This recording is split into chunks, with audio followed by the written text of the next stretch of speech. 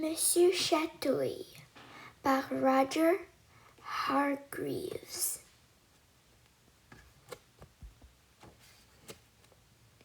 Ce matin-là, le soleil brillait. Dans sa petite maison à l'orée du bois, Monsieur Chatouille dormait encore. Monsieur Chatouille était petit et dodu, et il avait des bras qui s'allongeaient, qui s'étiraient, qui s'étendaient. Monsieur Chatouille avait des bras incroyablement longs. Monsieur Chatouille dormait à point ferme, et il rêvait à quelque chose de très drôle sans doute, car il riait très fort, si fort qu'il se réveilla. Il s'assit sur son lit, étira ses bras incroyablement longs et bâilla. Il s'en décrochait la mâchoire. Monsieur Chatouille avait faim. Alors, que fit-il?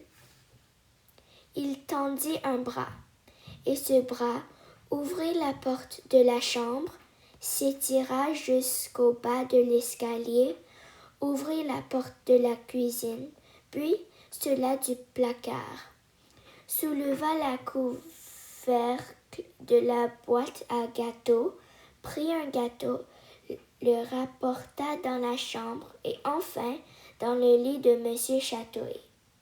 Des bras aussi longs, c'est bien pratique. Monsieur Chatouille grignota son gâteau, puis regarda par la fenêtre.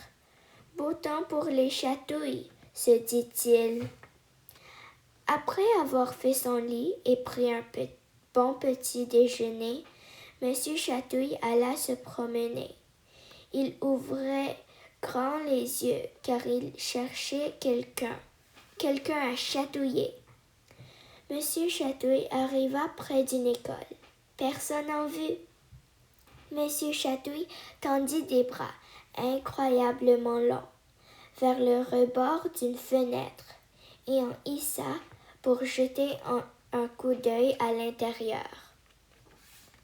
Il découvrit une salle de classe. Dans cette salle de classe, il y avait des élèves assis à leur place et un maître qui écrivait au tableau.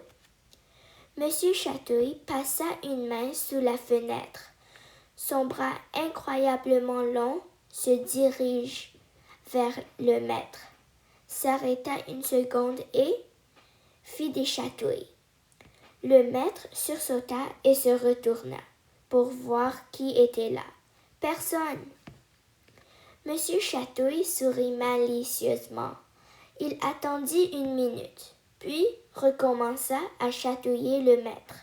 Cette fois, il le chatouilla longtemps, tant et si bien que le maître se tordit en riant.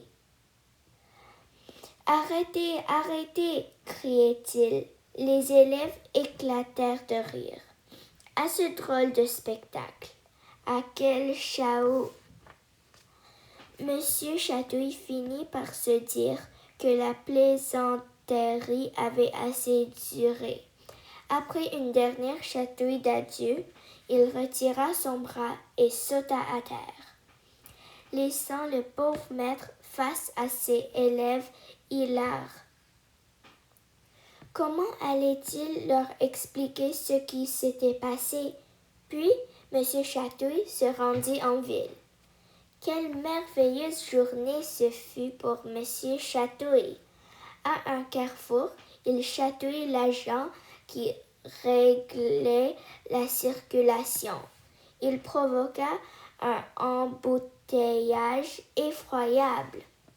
Il chatouilla l'épicier qui empilait soigneusement des pommes sur sa devanture. L'épicier tomba à l'envers et les pommes roulaient dans tous les sens. À la gare, le chef de gare allait donner le signal du départ. Mais à l'instant où il leva le bras, Monsieur Chatouille le chatouilla pendant 10 minutes. Bien entendu, le train partit en retard. Les voyageurs étaient furieux. Ce jour-là, Monsieur Chatouille n'arrêta pas de faire des chatouilles. Il chatouilla le boucher, il chatouilla le docteur, il chatouilla aussi Monsieur Timbre, le vieux facteur, qui laissa tomber ses lettres dans une flaque d'eau. Finalement, Monsieur Chatouille rentra chez lui. Il s'assit dans son fauteuil, dans sa petite maison à l'orée du bois, et pense à tous les gens qu'il avait chatouillés. Cela le faisait rire, mais rire. Si tu es chatouilleux, méfie-toi de Monsieur Chatouille et de ses bras incroyablement longs. Imagine, en ce moment précis, il n'est peut-être pas loin de chez toi.